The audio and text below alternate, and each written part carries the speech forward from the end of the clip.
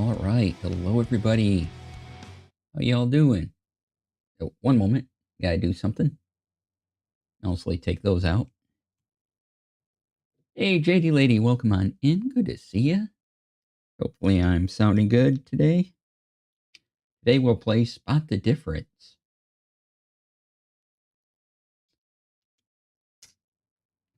I forgot to do a thing, so I don't want my headphones in right now. Hope you're all doing well. Hi, I'm DC. You can find me all across the internet, DC Lasair. Go to my website, dclasair.com, for all the things. It's pretty fantastic.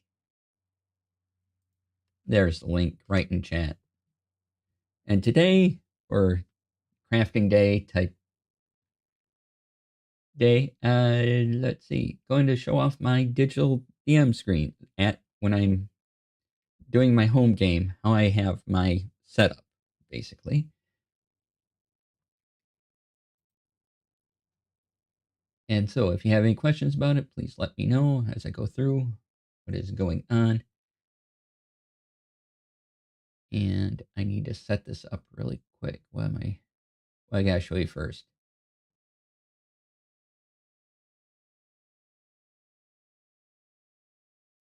Okay, so I do this, then, oh wait, bring that back up.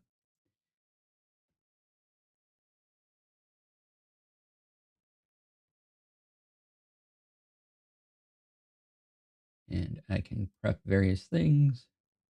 Sorry, I use my monitors for a lot of things, and so when showing something off, only have so much space. All right, so put this up.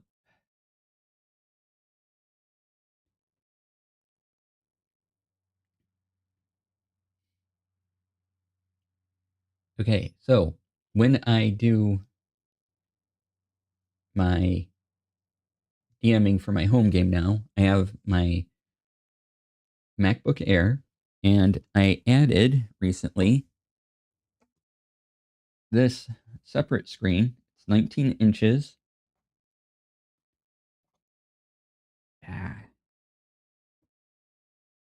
And trying not to get the light reflection. Has a stand, so it can go horizontal, or you can play it like this for vertical. But just plugs in via USB, and MacBook Air understands it as a second monitor. So I can just, roll my mouse over it. But I have that monitor facing away from me and out towards my players on the table. And I had to devise a way for me to be able to see what goes on that monitor that's away from me. And so what I do is I've talked before how I use D&D Beyond Maps to run games. So this would be any sort of website I needed open or a picture to show them. I would put it over on this other monitor. But in order to see that, I use OBS. It's really easy to do. You don't have to set anything up really. You just download it, OBS, install it. And there's a couple things you can do natively to get it going. So here's the map. Here's the screen I'm going to be showing my table, right? This is the spectator view from D&D Beyond Maps. So this isn't the DM view. There's a little button in the bottom right corner you can hit on the DM view to show sort of a player view or a spectator view of the map. And so I put that tab over in a new window. Let me disappear myself a second here. And you can see the controls down here. And I full screened it, so it just takes up the space. Yay. But now I want to see this when I can't see this.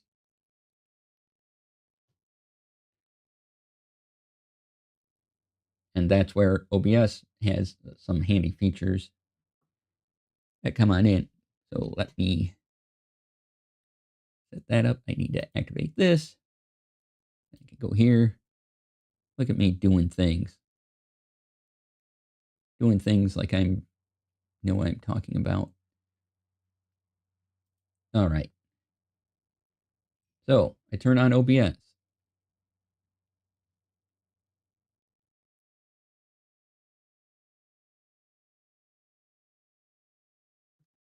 And here's OBS. Just, it'll just say scene here, but I made something called new. Plus, so scene 2, whatever. Doesn't matter. You don't have to even name these. The only important thing is the source. And since the map is a source, I go to plus. I say this is a display capture. Go okay. The display capture is, oh boy, it's one of these. Is it this one? Nope, that's infinite. Yeah, it's this one. Okay. Then Control F will full screen it. And then OBS has this handy feature where if you right click in the video, you can open a preview projector, right? So I want of this monitor. So here's a preview. And oops, hold on. Making this preview windowed. Sorry, thought I had it windowed. So now I have this little preview window, right, of my second monitor. And let me set up. What I can do is shrink OBS, and I still have this preview window up, right? And now on the left is my DM view of the map. This here in the middle, this projector preview, is my second monitor preview. I can show you, I think it was this one. So when I switch maps,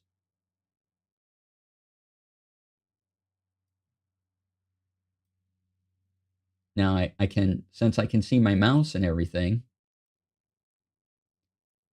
I can scroll this and do whatever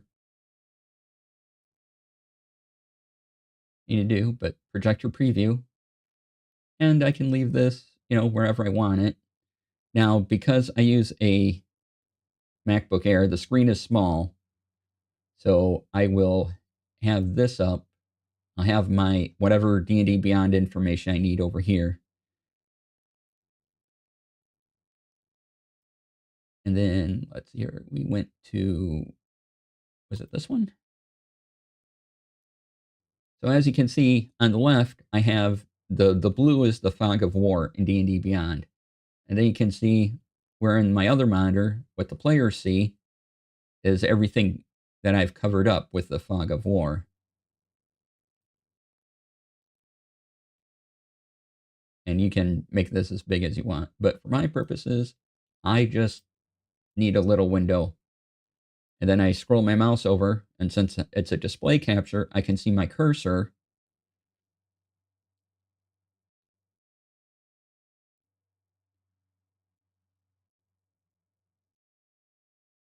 And let me enlarge this a bit so you can see the cursor. So now I see my cursor here, right? And I can move, I can pick up an icon, move it. I can see what my players do. I can see what I'm doing. And then when I go to remove some of the fog of war, hold on. Shrink that back down. Let's see here. Fog of war is right here. Eraser. I get rid of it. And you notice it updates the map. as I'm erasing what I covered up with Fog of War. And so I know that this is working, that this is talking to this, and perfect. Now, because I'm on a smaller screen size, I don't always need this up. And since it's just a projector preview, I minimize it and only call it up when I actually need it. Or if my players tell me something's wrong, then great. But otherwise, I have whatever digital tool I'm using on the left, my notes. This was my Obsidian notes for last session, and I would also hide my folder structure just so I could read them. Let's see here. Where is? Oh, yeah, that's the hide button. So I have half the screen my notes, half the screen whatever digital tool I happen to be using, whether that be D&B Beyond, or whether that's art I want to send over to this monitor. Because it's a tab, I can just pick up the tab and drag it over to the other monitor. And I can just always go down to the screen, find the projector preview, and bring it up to make sure that that's what they see. So a convenient way for me to show my players what's going on. And because I have a relatively small amount of screen space when I'm running my home game, I just delete it. I just minimize this window and only call it up when I really need it.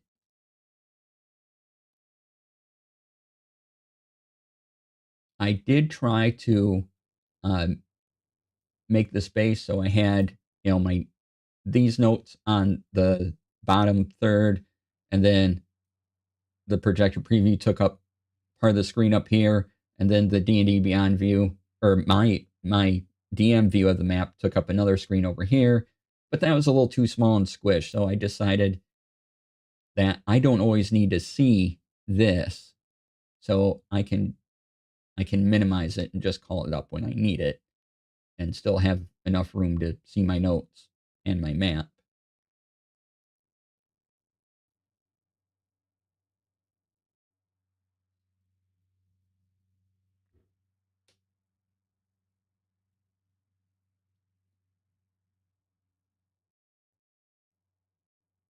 And so far I'm liking the setup. It works well. And I was looking for tools where I could find where I could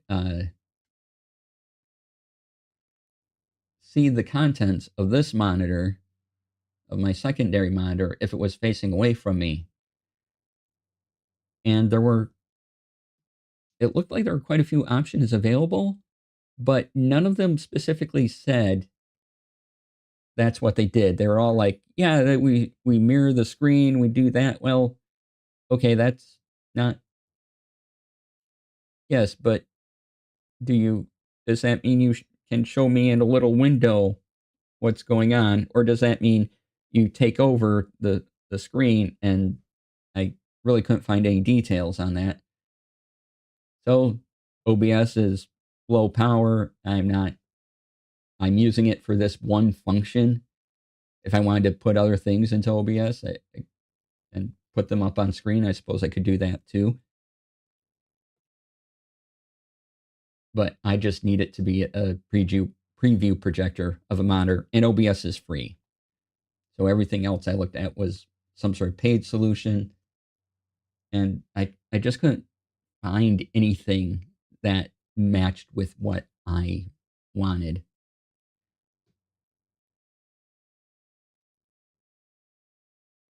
Again, we're playing Spot the Difference. When you see it, let me know.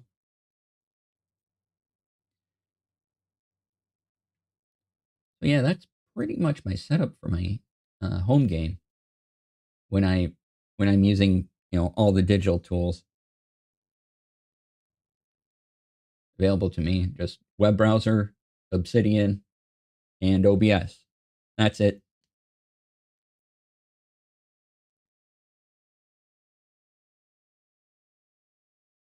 Yeah, but I like being able to see what's going on in that monitor that my friends can see, all my players. And I did sometimes the maps VTT can lose connection with the spectator view, and that happened. I didn't realize it, but it works. It all works out. So one more time, show off the. This is what I'm looking at. This is what my players see because this is the image in the other monitor. This on the left is the DM view of the map from the maps VTT. And here's my notes from the last session that we did in Obsidian. As you can tell, again, I've always gone over that my notes are very minimal, just what I need to run a game.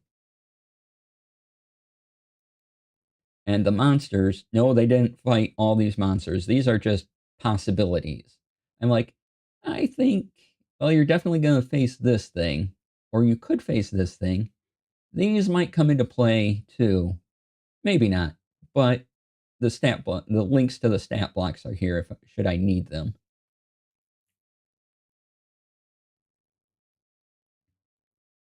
So the monster section isn't necessarily a guarantee of what they've seen. It's just the possible combats, depending on if I need them. Like I have an errant thought and go, you know what? If this happens, something might meeting alert, I'd like to roll to attack the possibilities, right?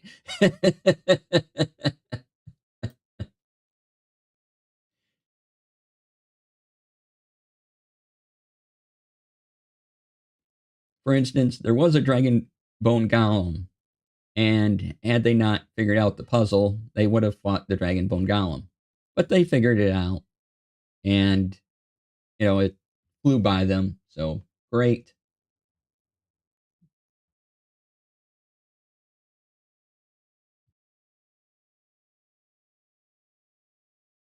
I had a shorter session, so wasn't too challenging of a puzzle, but yeah, they understood. So yay.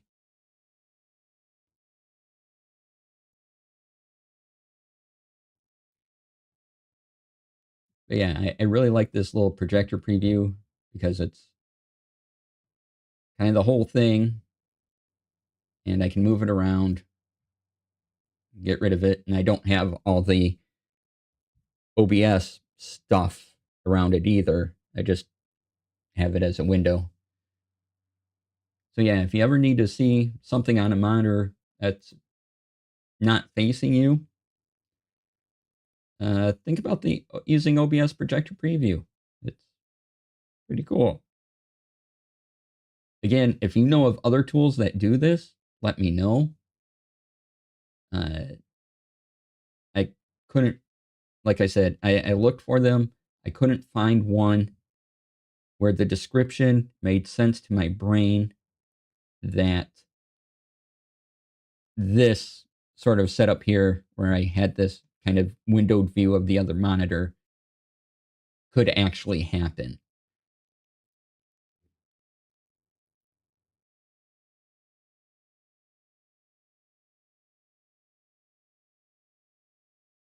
So yeah, this and so and I just came up with this part on the game. I thought, oh, you know what, that would work. Just to have time to try this out before we had game on Saturday. But next time, yeah, that's what I'm doing. And I can throw graphics over here. I can call up a file, whatever I want. It's just another monitor, so it doesn't have to be the map. It can be, whatever's.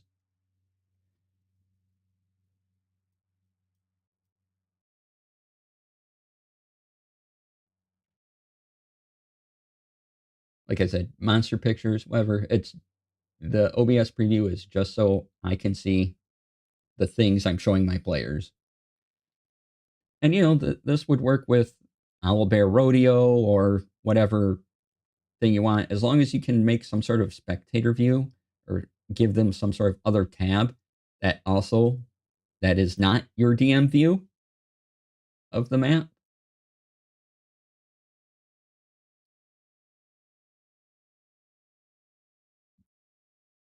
That'd be great. So I'll call that down. And yeah, to activate spectator view, this bottom, when you turn on and activate this map session in D&D Beyond Maps, if you go down here to spectator view, this will open up another tab, and it will give you this. It won't give you this whole OBS window, but it'll give you, this. If I don't full screen it, you can tell it's a windowed tab, right? It's a Chrome tab. But I full screen it, easy to see. And if I need to zoom in, again, I can mouse over and go here, and then I can zoom it in for my players without affecting my view of the map. And I can, do whatever I want because it's just a second screen. So,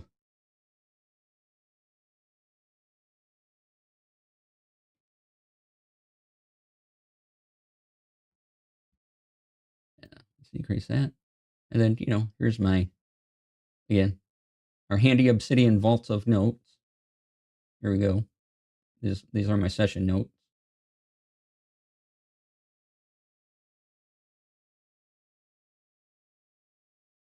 Ideally, I mean, they are, since I'm the audience for this particular set of notes, I just write them for me. But if I was doing this for other people or need to fill these out for, to make sense for somebody else, I would write out more. But for the particular session, just has to make sense for me. And if I really want to go back and do more record keeping on it, I can. But just to run the game, and this takes me through like a 3-hour game or so.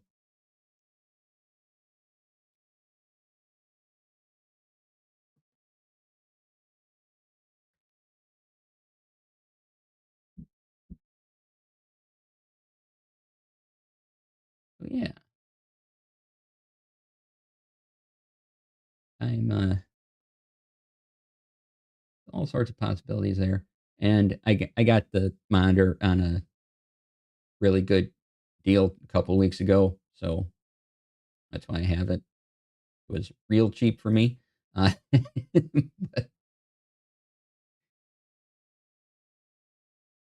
all right, I can close some of these. So that is my setup when I take my stuff over to my friend's house for our home game.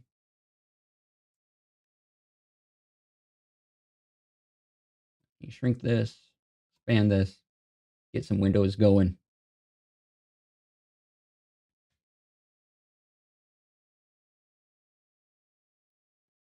And, possibly take it to conventions, but again, power might be an issue there. And I know I've shown this before, but let me grab it a second. You should still be able to hear me as I move across the room. This will probably be green screened out. How weird is this going to look?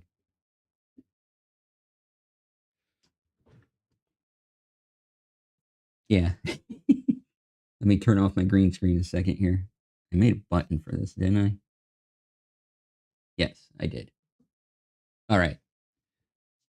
So, convention time. This folder, I like the color green, so, it's not going to show up on green screen, but I got this off JetPens. has these little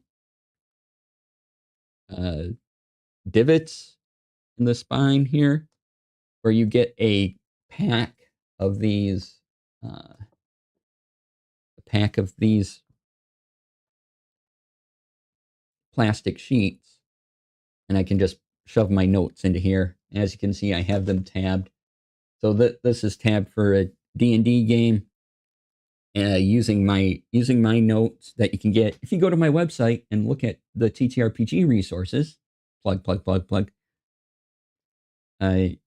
You can download these very sheets that I use. So when I need reminders for what you can do in action, what's the next one? Conditions, all that. And I have these tabs here. This I found all on JetPens, so I was very excited. But yeah, a convention. I don't need a laptop. I just need to remember my notes. And then I have this tab down here for the adventure. And this can hold a lot of pages, especially if you use the front and the back side of these sheets, right? Like if I put something on this side as well as too. Yeah, I can get over 100 in here if I needed to, which is plenty for a convention game or a couple adventures. Let me turn down my mic just a little bit. Might be peaking a little bit. Anyway, spot the difference. So yeah, but I've gone over this before.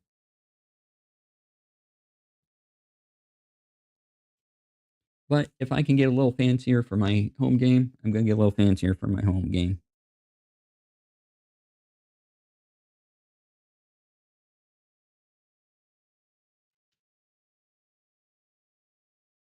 All right. And green screen on. There we go. Yeah. I should really come up with a background, but background here amuses me.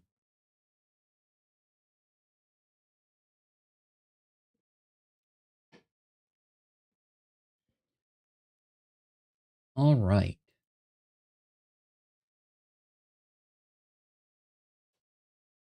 I can stop this.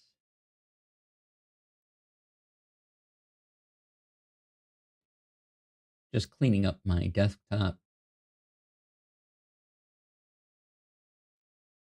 I know, amazing, right?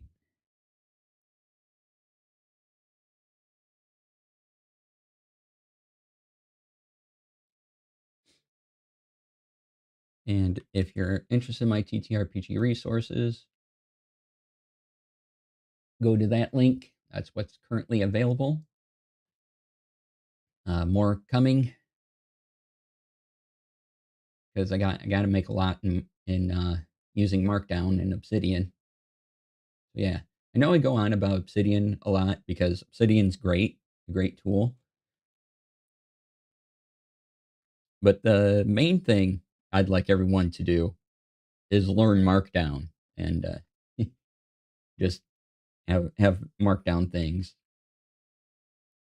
And it's a real easy syntax. In fact, here's a basic guide to it. Markdown lets you future-proof your text documents because they remain human readable. You don't have to know code. Sure, you might see a little marker to, a little bit of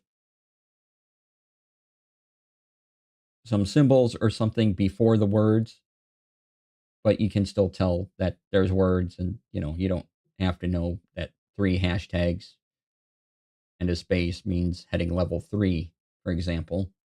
You'll just be able to see the heading level, right? Or the heading, the words that compose the heading.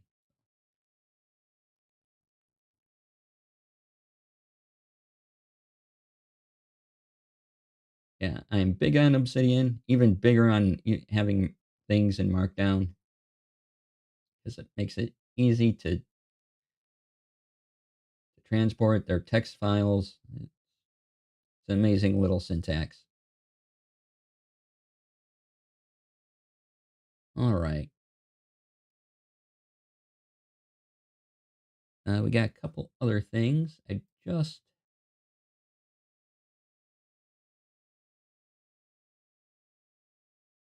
saw Rex sent me a chat, and let me follow this link a second.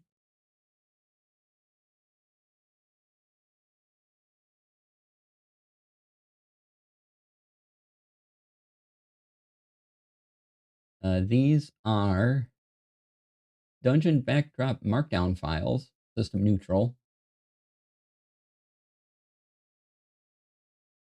So this is my first time seeing these, but they're available through ttrpg.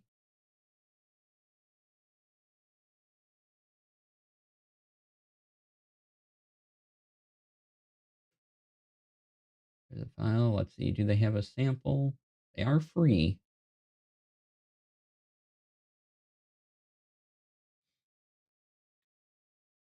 But yeah, so let's take a look. Oh, let me make sure I switched the window properly. We go to the correct view. Oop, there we go. Neat, yeah. Glad you were taking a look at these. Yeah, well, it was good timing. Kind of fit right into the discussion today. So here you go. Download comprises 5 system neutral markdown files designed for use for any fantasy role-playing game. A sample of the full Dungeon Nomicon markdown download. Use with a VTT or Obsidian. Obsidian.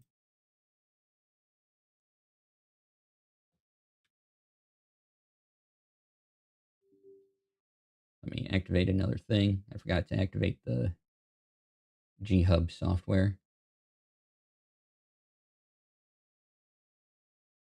Letting it load. Letting it load. There we go. Now I can do this. Whoop. Obsidian. Yeah. Great piece of software that can read plain text.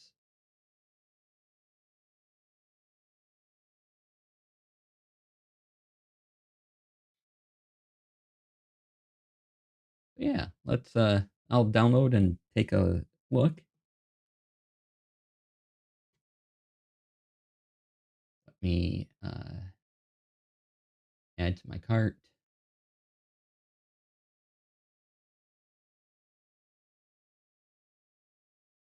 See the checkout. No, I don't want anything else. Thanks. Just this.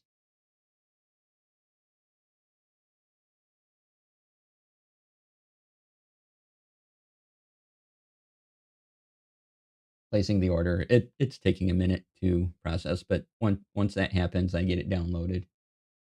Oh, the order's taking a while to come through. There we go. All right. Select all these.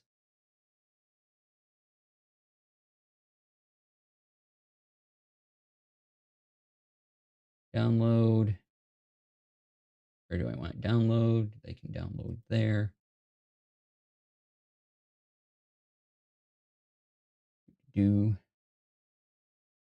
I'm glad that drive-through RPG came up with a select all button, because sometimes I'd get something from drive-through and you have like 20 things, and years ago you'd have to download each thing individually, but now you can select it all and it opens puts it all in a zip file for you. All right, extract.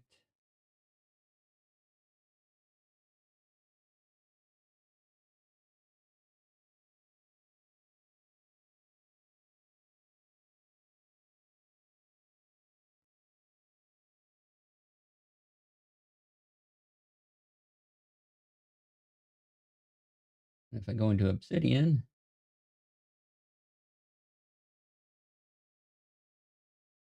I'll show you how easy this is. Oop. So here's the files I just extracted from the zip file. Here's the obsidian vault. So the crumbled tower, we take it, drop it right in our vault, and oh look, it's right there. Click it. Ta-da! And look at that. Have the crumbled tower. Kind of gives you a thing. Nicely set up. So see, I can tell they're using heading 1 here. So dungeon background, quick paragraph, adventure hooks, whispers and rumors, notable locations at a glance. So since the crumbled tower is the notable location, it's just a couple sentences about the tower. Generic tower features, which is great. Dungeon dressing. Just, 6 examples of what they find, what people find. This is well done. Things to find.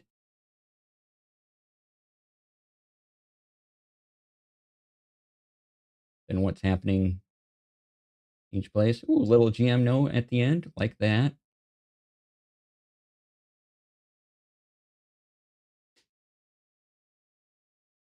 And gives you a conclusion.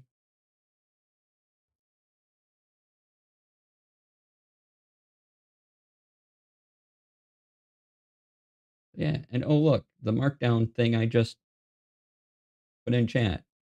They include it.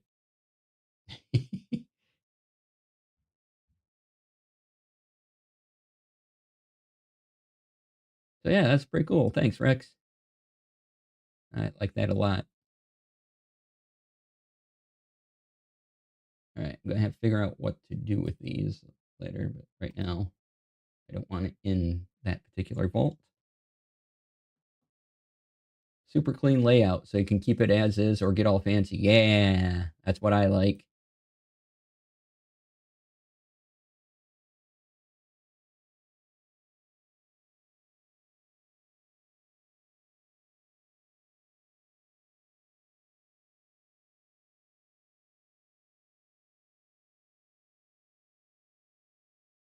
So yeah, check it out. Again, we're playing Spot the Difference. Let me know if you see it.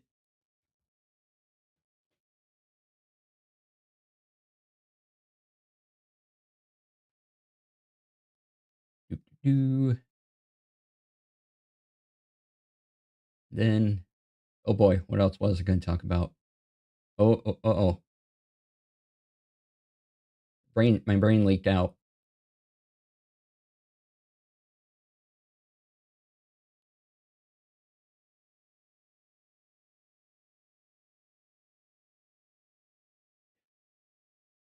What else was I going to mention? Oh no.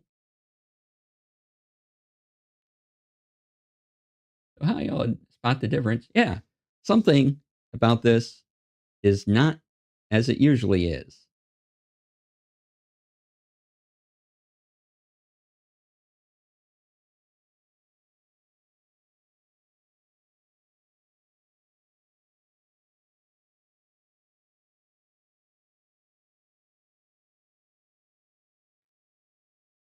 Do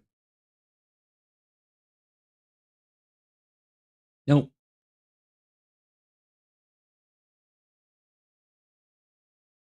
These are the glasses I usually have on for stream. Not sure why that road is clipped to your shirt. Did you not have a spatula handy? Mike is not clipped on a stick.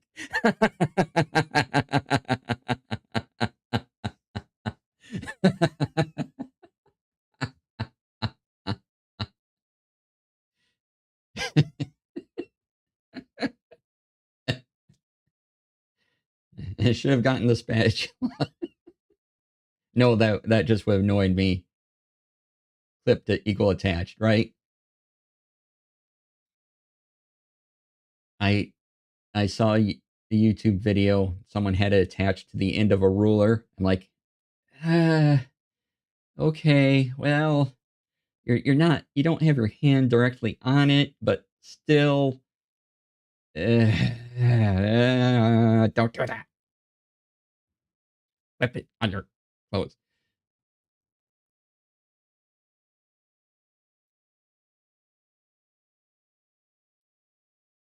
Now I have to buy a mic like that just to. Yeah, I mean, Brian's going to do the same thing, so why not? And start streaming, right? But yes, it does have something to do with what you both said.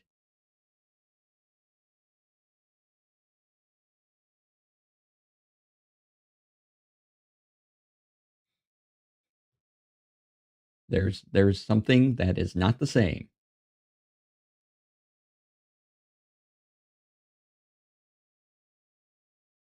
as other Wednesday videos.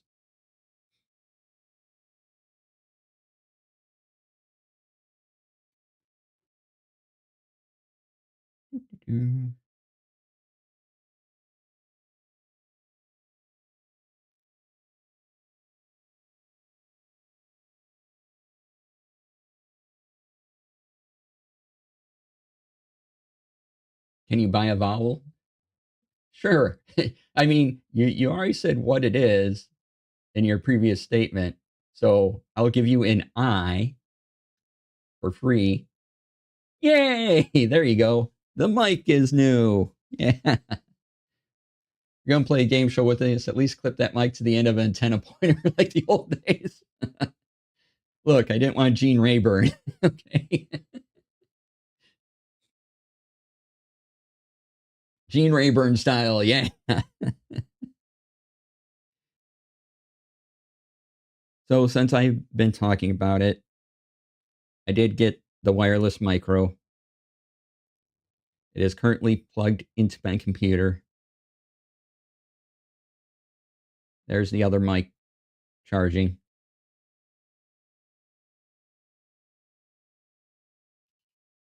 It came today, so I set it up.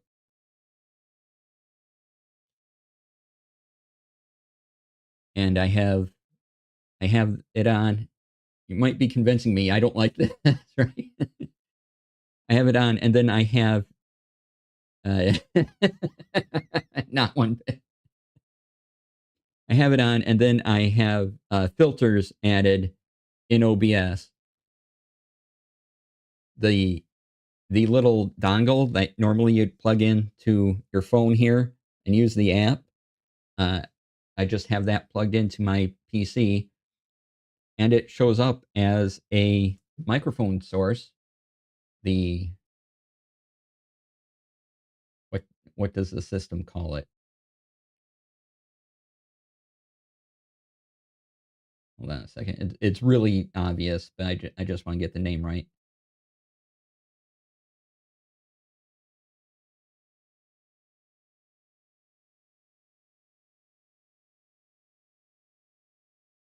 So yeah, it detects it and it calls it wireless micro, and so you just set your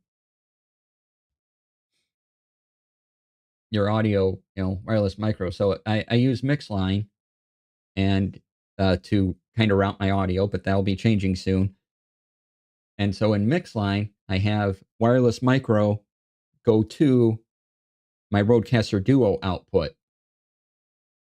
Use both and set one to each audio channel L and R so you can actively pan audio by turning your head. Yeah, see, I can do that. Because in the Rode Central app, you can set it to either be mixed to the left and right channel, or you can go, okay, I just want one to the left and one to the right channel. See, if he just attaches each one to a string from the ceiling and dangles them on either side of his head, clips one to each ear like some very heavy earrings, right? And this is using the magnetic clip that came with it. It's quite strong. I can do the little clippy thing. I'm not using the windscreen currently, but they're small and adorable, like this, and they just fit over. You put the bottom on first, and they clip on. And then to take it out, I just push the mic in the other way, so it kind of the bottom swung out a bit, and then you can peel it right off. So very easy to deal with. Careful, those multiply very fast, right? I gotta not feed them after midnight. Gotta not splash water on them. Water's bad for equipment. Look, came with two.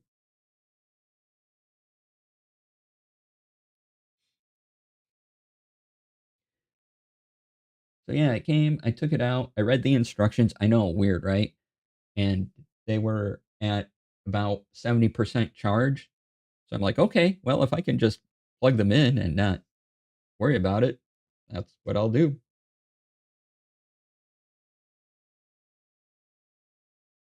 Thank you, SiriBot.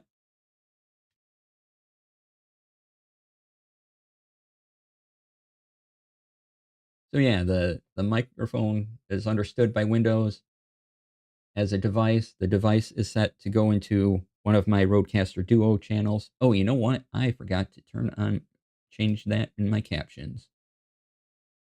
I can do that because we need to test that too, right? Okay, as soon as I find the... Oh, there's so many sources. Why did I give myself so many sources?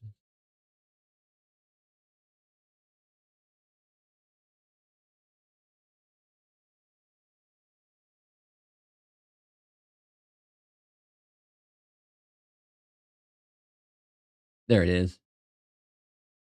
Okay, and show preview.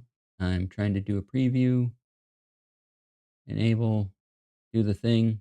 Are you doing the thing? I save it. Now are you doing the thing? Hey, you're doing the thing. All right. Sorry about that. I completely forgot to switch my caption source, so those should be working now.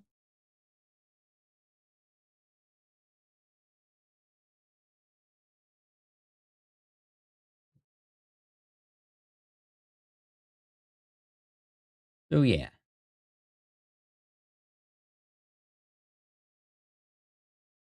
All right. And if you're watching this on YouTube, you should just have captions anyway. Let's see. Make sure YouTube's going. I didn't check. There we go. Yay. All right. Everything's working as intended. So yeah, real easy to set up. The app is great. And then on your phone, you plug it in, you download the app, and I'm not going to unplug it, but the Road Central app. So if you have an Android, you can, or uh, or an iPhone, you can download the app, and it lets you select various properties that you want these mics to do. How high do you want the gain? There's three settings. There's kind of a low, medium, high. The brightness of the light on the side, and a couple other things. And then you go into whatever app, say like TikTok or whatever, and you set the microphone to be this thing, and you stick the receiver down here.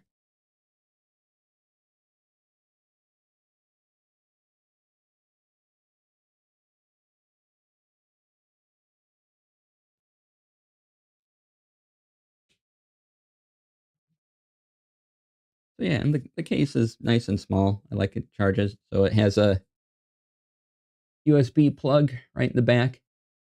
It comes with a cable. The cable it comes with to plug in the charger is rather short. So just be aware you might want to get a longer cable for this, or if you don't mind not having it very far away from wherever you're plugging it into.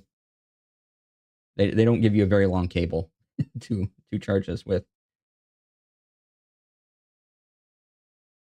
But yeah, they're supposed to last a bunch of hours. I forget how many. I've had this on for probably in total about 3 hours now, which is great. Hasn't lost power. And what's nice is I can go into the Road Central app, and yeah, I might as well show you what you can do in the Road Central app here. Then we'll take a break. Boop. So this is the Road Central app. And as you can see, it has the receiver and the microphone. Now, if I pull the other microphone out of the case, that'll pop up here too. I can look at battery life and then channel routing. Select how you want to route the audio so you can merge like I have it now. So you're getting one microphone is feeding both the left and right channels, or I can split.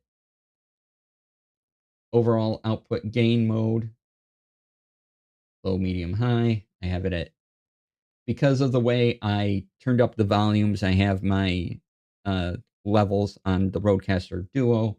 I turned this down to mid. I was just a little too much. I can click device and notice firmware, the brightness of these LEDs that are on the back. And the little green lights. So on the device, because I only have one microphone out, on the device itself, only one of these green strips is lit up. If I take out the other mic, both these green stripes will light up. And then if I want to pay attention to the microphone, again, noise reduction. Right now I have it on low because, again, I added filters in OBS to this. And then I can see the device details of it, firmware. Let's turn down the LED on the mic. So yeah, and this looks the same on an Android phone. This is basically the same interface, except you're tapping with your finger. What do you think of the sound quality compared to other Rode products? I thought I got it pretty good. You know what? That's a good test. I will pull up my regular mic in just a moment, and we can kind of do a compare about quality. Now, I expect I'm going to sound a little different because I do have, they are filtered a little differently, but we should still get a good, good, good comparison here. All right. Hi, Fool. Welcome on in. Good to see you. Glad you're here. All right. So let me mute this and then pull out the other mic. And we're going to just mute this in OBS so you don't hear it.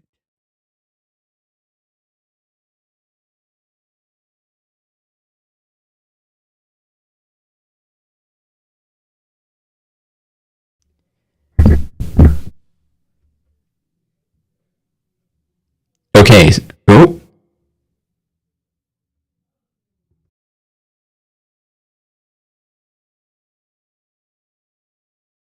One moment, please. Something with my audio went terribly awry here. Oh, I know what it is. Yeah, sorry. Sorry, playing with audio on the fly. Let me adjust something. It didn't care for that. No, it did not. And I know what I need to adjust. Just give me a moment.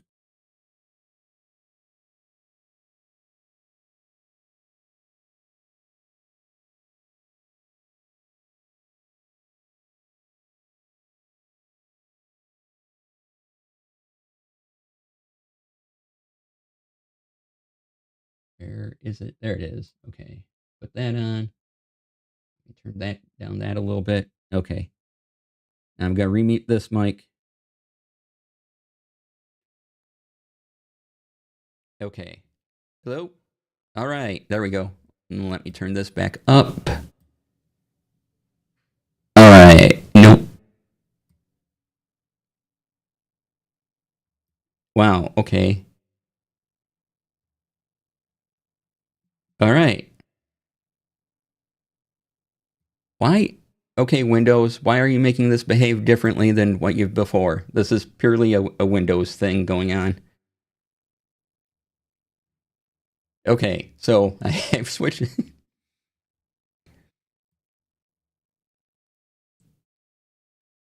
What is happening?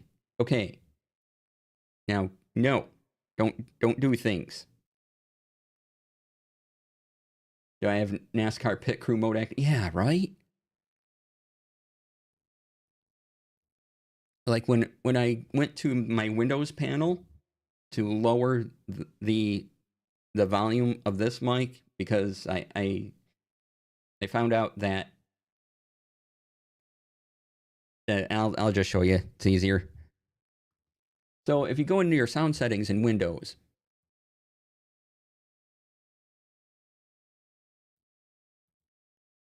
and you get this, and so this is the mic that I'm talking through right now, right?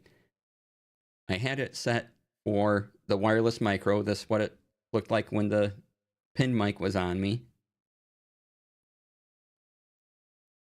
There's also this neat volume slider. So if you're really quiet, you can turn this up.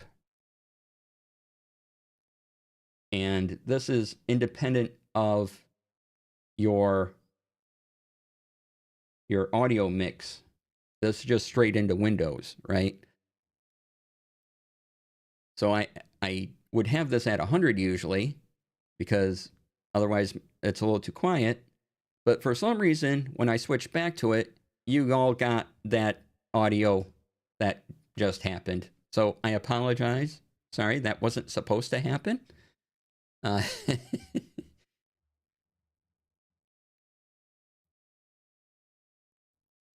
turn that up a little more. And a little bit more. All right. So now let's see if I can switch between these things without any weirdness going on. All right, so here's the regular mic. Here's this mic on my lapel. So lapel mic, hello, how y'all doing? Having a good time? Peter Piper picked a pack of pickled peppers. If Peter Piper picked a pack of pickled peppers, how many pickled peppers did Peter Piper pick? Peter Piper picked a pack of pickled peppers. If Peter Piper picked a pack of pickled peppers, how many pickled peppers did Peter Piper pick? So there you go. The second time was the regular mic. So yeah, that's sound difference. There are slight differences in the filtering I used because I haven't done a real audio test between them. But I'm going back to this other mic. There we go. I'm back to the lapel. And we'll put this one away.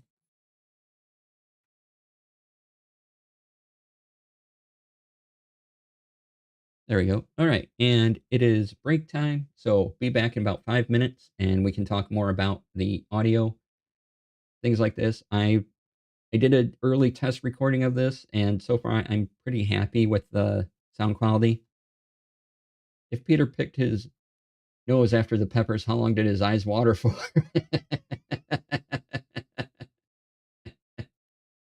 Nice.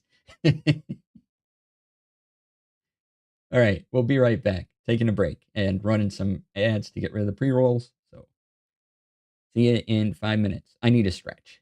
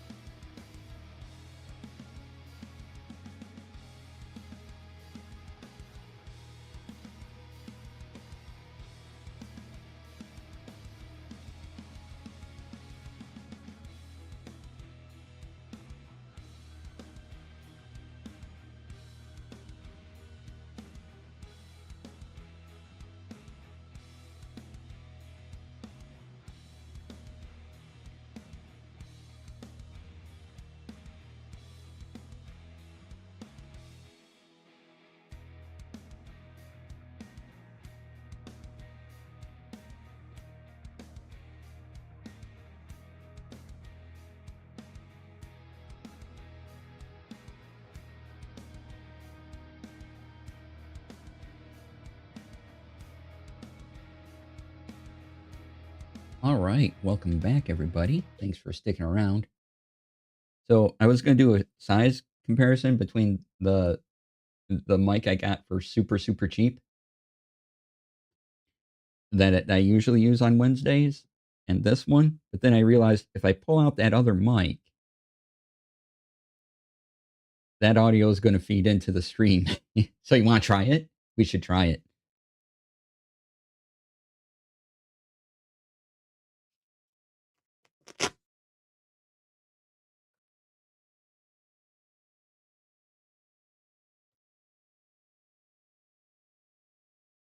Pulling it out.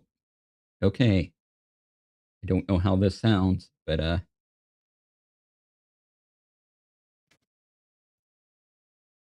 here's this mic, and here's what I usually use.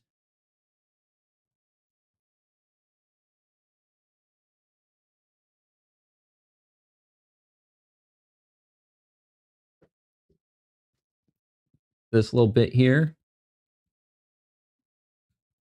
this little lip is, the charging pins, and there's the magnet or the clippy.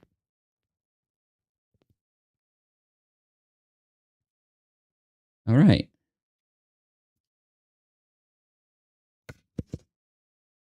That back.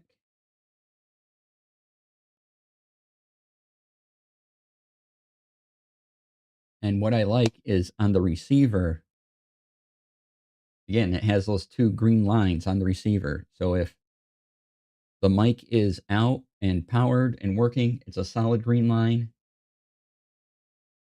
If the other mic like this, so the mic and the receiver, I'm seeing a green blinking line on the receiver indicating that there's another mic, but it's in the charging case. So real simple visual cue of what's going on with the mics.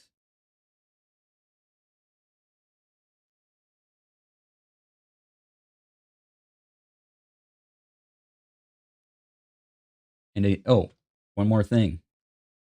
I just want to point this out because these terminology we've talked about before. RX is receiver, TX is transmitter. Typically, TX will be on the mic itself. So when you're looking at audio and microphones, RX is always the receiver, TX is always transmitter.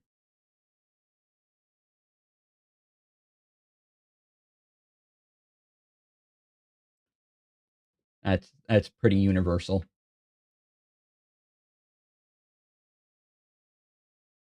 No matter what you get. And to go into more of the question, for what this mic is and its size and everything, like it's not. I mean, this mic is huge. There's a lot more in here than there is in this.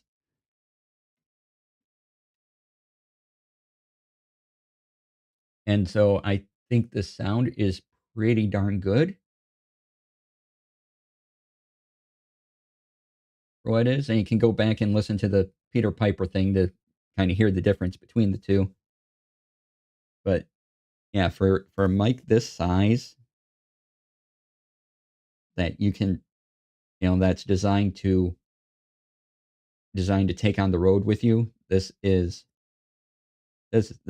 pretty good. I liked what I heard when I did some sound tests earlier. The transmitting range is, it's huge, a lot longer than I would think.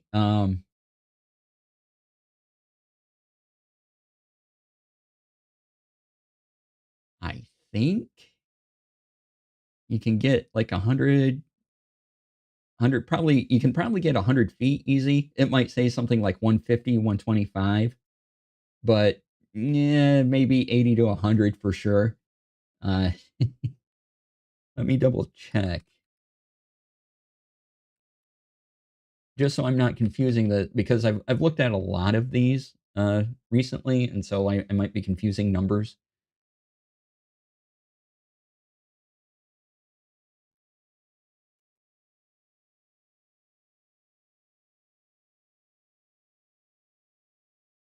Oh, so it claims to go over 100 meters. Sorry, 328 feet, which okay, maybe on a clear day, and you have unobstructed line of sight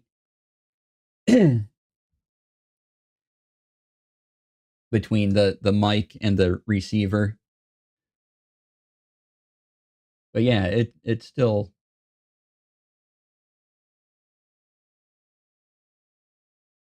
yeah. So it says over 100 meters,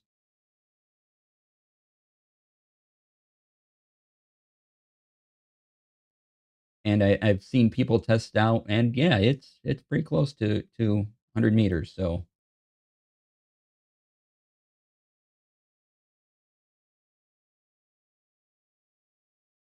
that's pretty good. There are other mics out there that say like 125, and I've seen those tested, and it's still about 100 meters is your safe bet. If it says over, uh,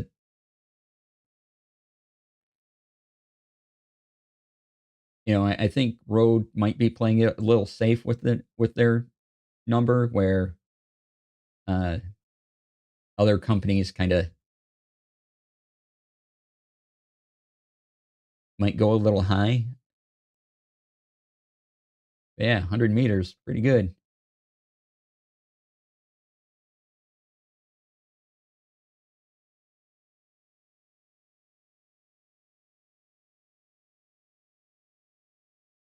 Now, if I had a more of a clear path, I would walk to the other side here. It's not 100 meters, but the other side of the room. But I don't have a clear path, so wouldn't be exactly a fair test of that. And there's a wall, there's a door, there's things in the way.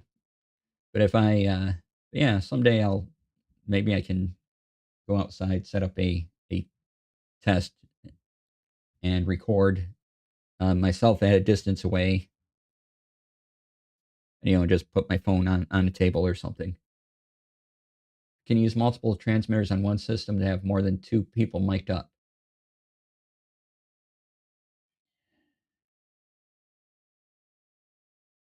Let's see. That is another great question. I think this might only be two. In this case, most of these clip-on mics are going to be two. Uh, it is possible. There's a possibility with a Rodecaster Duo or something. I could get, and I use these as well. I could probably have four people mic'd up with multiple transmitters. I think these are designed so you can get. I think there is a way to get up to four, but definitely just the two for sure.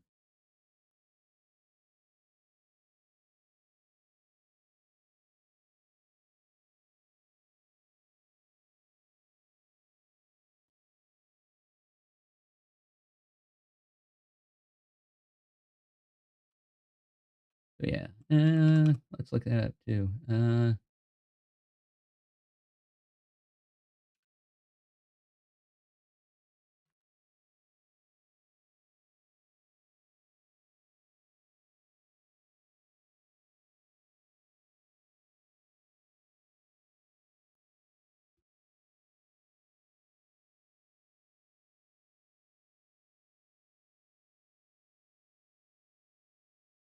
So with you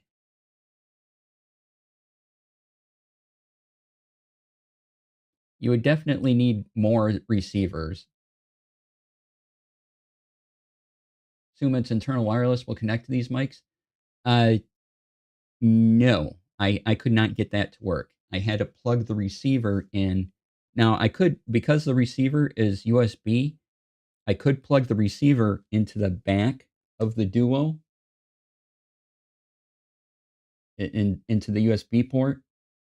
Because there's two USB ports, right? You'd probably need an extending cable out because the receiver is wide, and you need still one USB to go into your computer. But you could plug it into your you could plug it into that second USB port, and then it would pick up. These these pick up fine in the Duo, on the wireless, on the automatic wireless setting.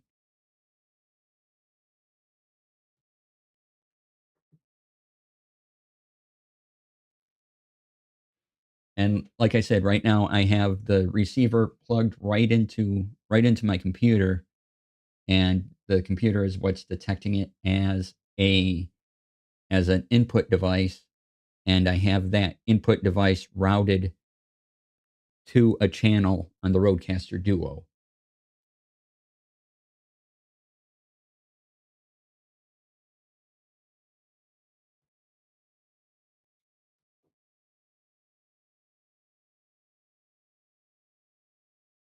So yeah, if you had like one receiver is going to be two mics, so it would be possible if you had like a Rodecaster Duo and you took that with you too. I suppose you could plug in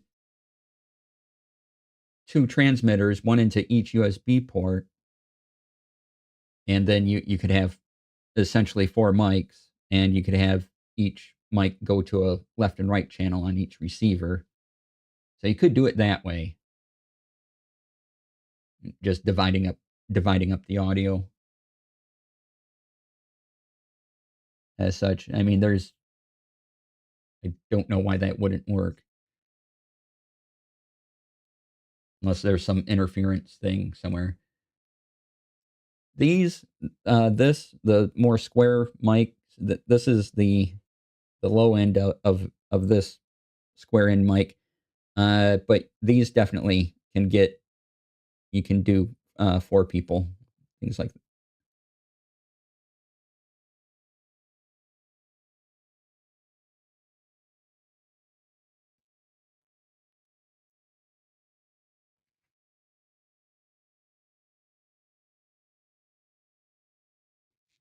And it also depends, like four wireless mics to the Rodecaster Video is possible, but it's a little bit of a hack. So I'm pretty sure you can do it. You just need more receivers for the mics that you have, and then it ultimately depends what you're mixing that audio into.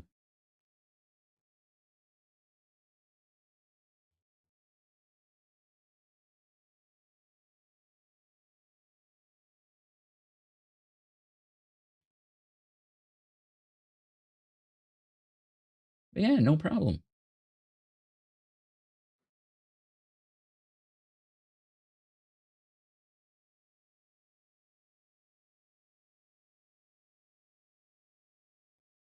So yeah, I don't know if there's going to be a situation where I will be 100 feet away from, or sorry, 100 meters away from the receiver on purpose.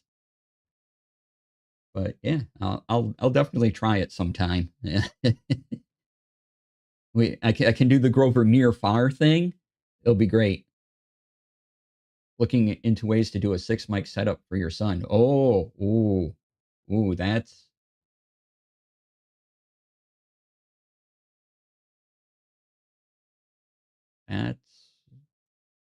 that's a different problem altogether.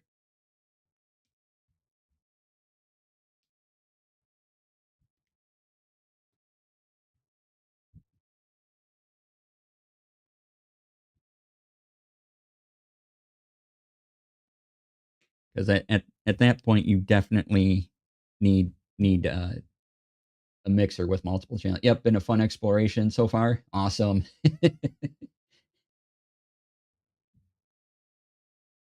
Yeah, six mics. Wow, that's cool that you're doing that though. That's amazing. Love to hear about those types of things.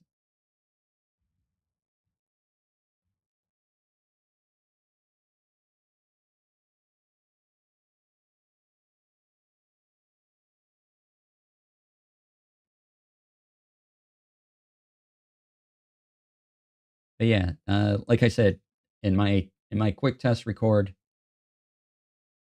I really like the audio quality here. But I'll do some outside testing with this as well when I get a chance. it's colder here, but it's still walkable weather. So I'll record a video with me wearing this and me like walking in the park. Is after it for a ttrpg stream.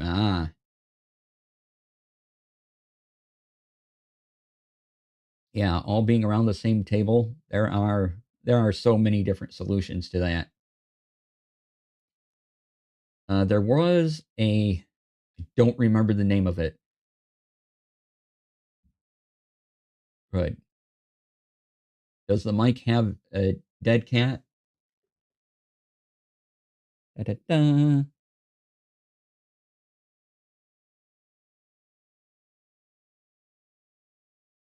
Just slips right over the mic. So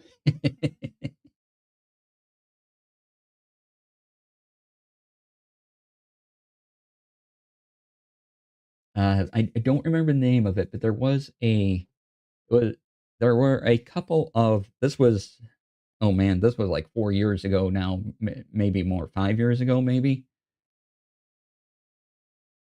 There was a mic that you could get that was like a conference room mic, but it picked up multiple people around a table pretty good. And that's one way to save them some money. Otherwise, you're looking at, six different purchasing six microphones and an audio mixer that can have six different audio feeds.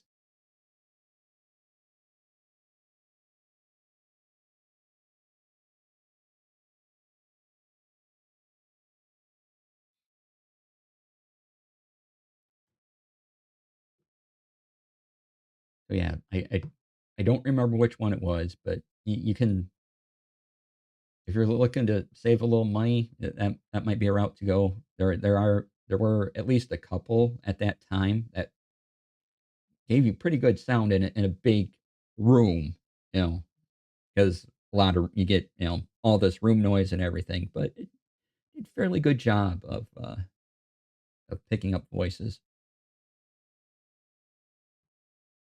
Mixers that are out we're looking at by Love Road Products. So was hoping, yeah, yeah, because if you get the Rodecaster Pro 2, that would have plenty of inputs for you.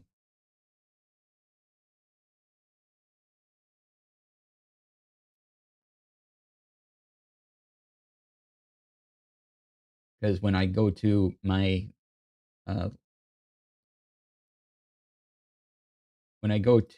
the what is it called? The public access place. It's referred to as the community media center down here, but because it has a radio station and the public access TV station, they have a Rodecaster Pro mixer set up with six different mics around a table. There is a podcasting mic that has two mics on it in a Y shape and records directly to the device. Good for rooms and conversations. Awesome.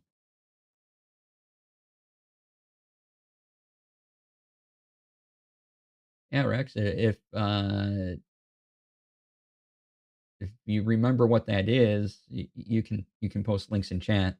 So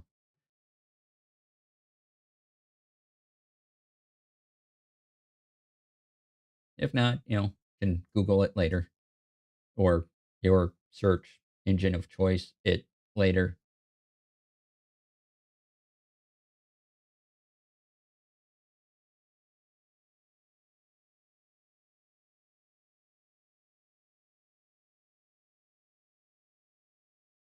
Oh, I didn't mention, this is what I wanted to get to. I didn't mention the Elgato release today. Again, we're going to talk about all of these on Tech Friday, going to some depth. But today's release I've been taking notes on each release every day, was the Elgato Marketplace Connect, which is free. You can find details here. The full version, according to their stream today, is out is out next month, and we talked about this before. And finite singularity helped develop this. And oh, thank you, Rex. Yeah.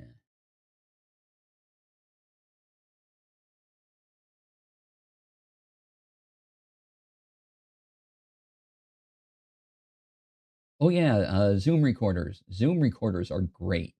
I have used them before uh, for some production, and I really like Zoom recorders. Um, they have so many inputs. They're so handy,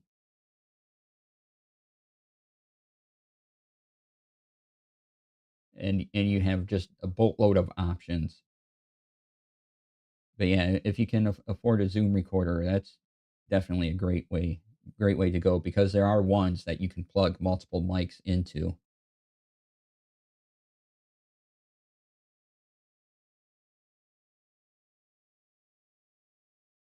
But yeah, and Zoom has been around for quite a while now.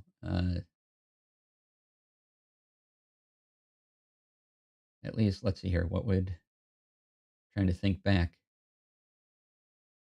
10, 15 years probably. They've been they've been doing this a while, and all of their stuff is pretty brilliant.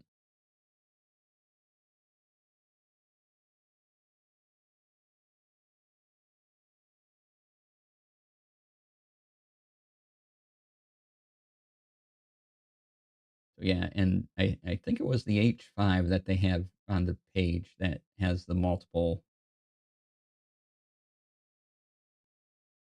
plugins for mini mics.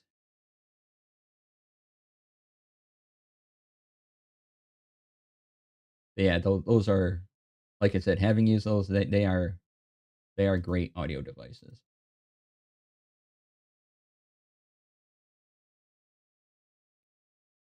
Oh, so the Elgato Marketplace. Now, I talked about this briefly when Finite Singularity was coding it on stream a few months back. And what this does is, in OBS, you'll have a little in the toolbar, you'll have a Marketplace Connect window thing, and you can import whole scene collections into your OBS, and also have the buttons for those scenes for a stream deck. That was kind of the new thing they added to this beta release, was that you can also give people the stream deck buttons they need to push, and people can decide what scenes they want and what buttons they want, and they always have access to those things via the Elgato Marketplace plugin thing within OBS. And so you can imagine, maybe someone does some ttrpg setup, and like, hey, this is cool, this will, this is kind of a fantasy theme for a ttrpg actual play. Here you go. And maybe they charge for it, maybe they don't, be up to them, but they'll get some of the money, and they'll share it with Elgato.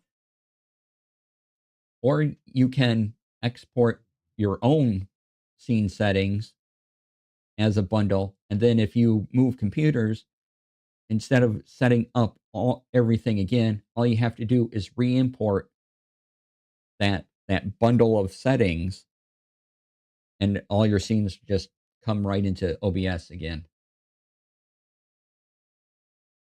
So it's a pretty brilliant thing. And again, we'll go over more of those on Friday. We have 2 more days. We have tomorrow's announcement and Friday's announcement. Luckily, these announcements are made before Tech Friday happens, so I'll still know what the Friday thing is when we get to it. But yeah, so we'll kind of look at that because again, that is it's a cool idea, gotta say.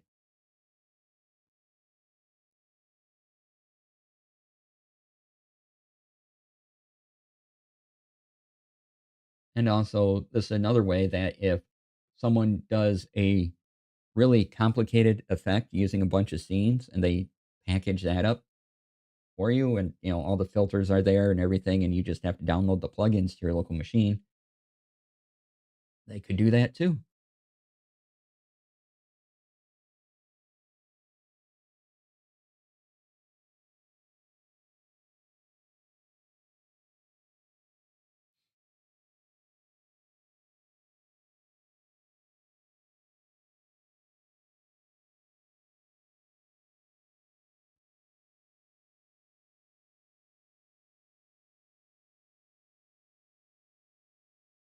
All right. So yeah, so quick recap of what we have so far for Elgato. Monday was the Wave Mic Arm Mark II and the Voice Focus VST. Yesterday was Wavelink 3. Yes, I am also very excited for Wavelink 3.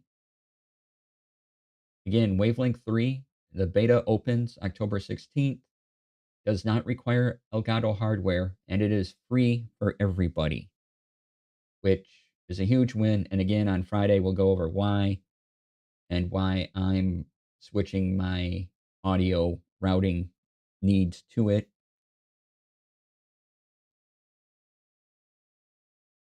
And then today was the Elgato Marketplace Connect. So yeah, Wavelink 3 looks excellent, and that so far that's probably the thing I'm most excited about. Oh, also yesterday was Wavecast, which is another paid plugin. So we'll talk about that as well.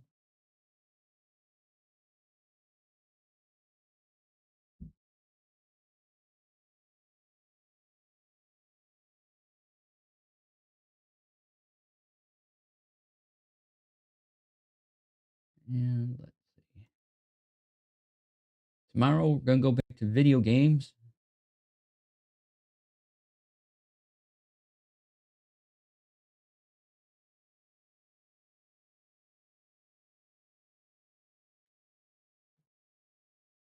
Tascam, huh?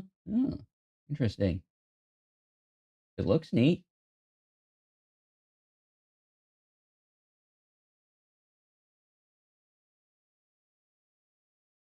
That's a nice screen on that.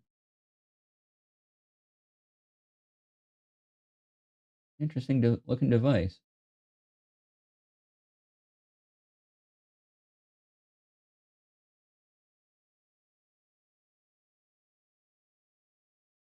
I don't have any personal experience with it with the Tascam, so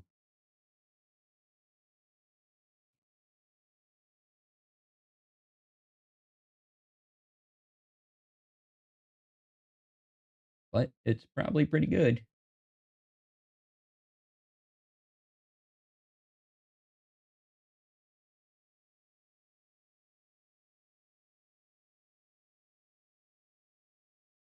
All right, and that's the great thing about like current technology. There's at least 3 4 companies that make little mics like this that all give you pretty good sound. And just a few years ago we wouldn't have had things like this. All theory and no practical knowledge. Oh, well, if you have some questions, come by, ask away, send me a message. I'll do my best and see if any of the practical knowledge that is in chat here, or if I have any, be glad to share.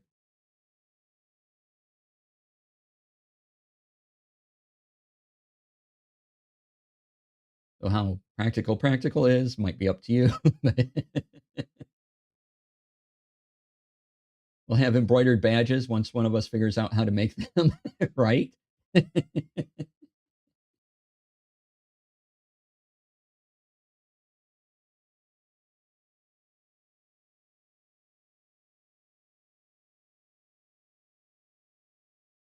Everyone gets little badges. That'd be great. Little iron-ons or ones you can sew in.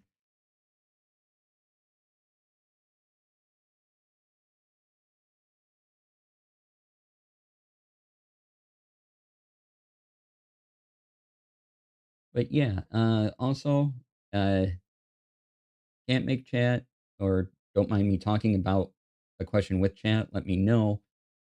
But if you go to my website, there's a button to email me with a question. So if if you have a question and there's a time you can't make it into my chat, just yeah, send me a message.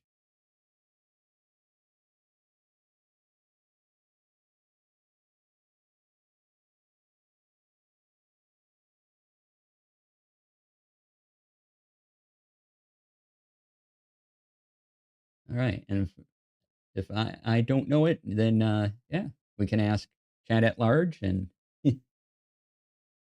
yeah, we have loads of experience comes through here. So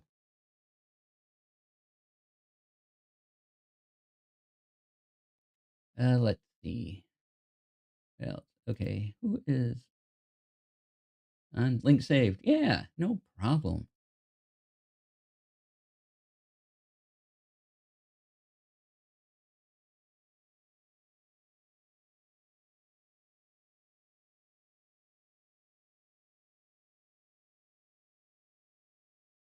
All right. I think we'll wrap up for today. I've covered just about everything I've wanted to cover today for our kind of turned into extra tech talk, which is fine. No issue there.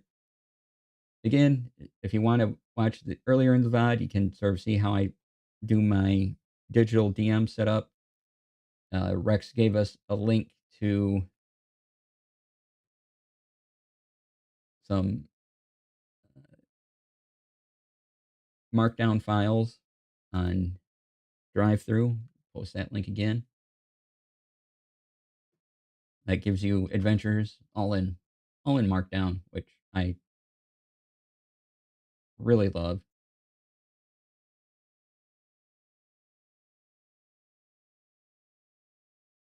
And we took a look at those. So yeah, go watch the VOD. It'll be great. I'll have a good time. I had a good time, so you will too. All right, let's see who else is on, and we can bop over with the raid. Let's see here. Oh, Steven's on playing Hades 2. All right. So yeah, I am playing Hades 2 offline because I am much farther than most of our streamer friends, and I really don't want to go back. Uh, so so I played again last night and everything, but so tomorrow be playing Little Rocket Lab. It'll be a lot of fun. Come on by, and then Friday Tech Friday. Thank you all for being here. I appreciate it. Have a good evening. Please be kind to yourselves. Be kind to others. And I will see you all tomorrow around noon Pacific, 3 p.m. Eastern. See you then. Bye. Stay tuned for the raid.